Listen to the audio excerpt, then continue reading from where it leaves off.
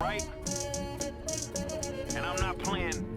No. But it's great to have you back. And I wanted to start with just hearing about the latest, greatest in comic book art, auctions, different things that are going on. Kind of get a little finger on the pulse of how things are going for you. They're doing okay, actually. Just had the Comic Art Live event that they do on Comic Art Fans twice a year. It's like an online comic art convention, and you post up stuff in a special room that's all either new to market or it's stuff that you had for a while, but you're going to discount it deeply to price it to sell. And and I actually did pretty good at this one. I probably had the biggest amount of sales I've ever had at it. So it was actually pretty good this time around. So I was actually very surprised and pleasantly so.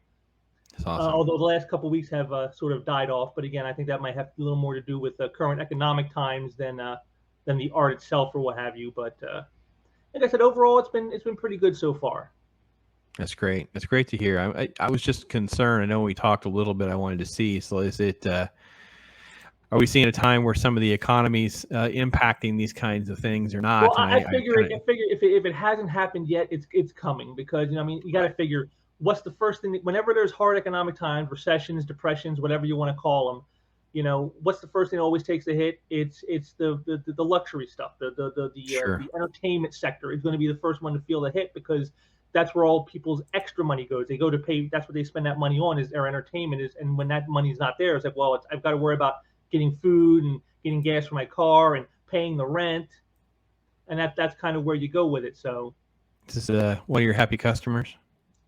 that was from 2018. I did a free comic day event at a comic shop, and that guy was one who bought a piece of art, and I got a picture there of him. Very very happy, and that's again that to me that picture typifies exactly what I'm going for. Is just someone who is happy to get something really cool. Some sweet art that he's probably, who knows, he's probably got a frame, maybe he's hanging it in his room, I don't know, but that's the kind of thing is what it's all about for me. Between that and helping my artists, that's what all this is about for me.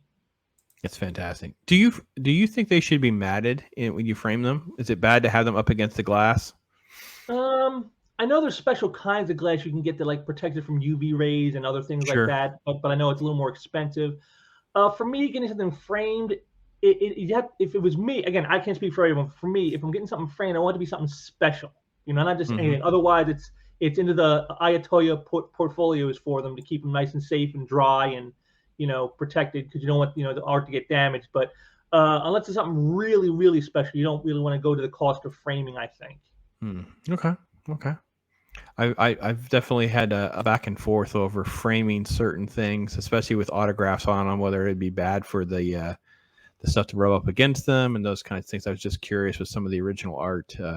Yeah, I agree with you. You can't frame everything. You got to have some. You got to pick and choose a little bit. So yeah, well, you only got in your house. You only got so much wall space.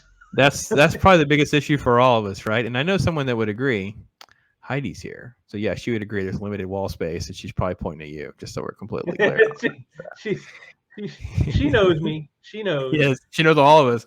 She's married to a nerd. She knows. We would just keep filling the. She's a nerdette. I mean, that's like I said. I know. That's how you met her. I know. So yeah, it would be.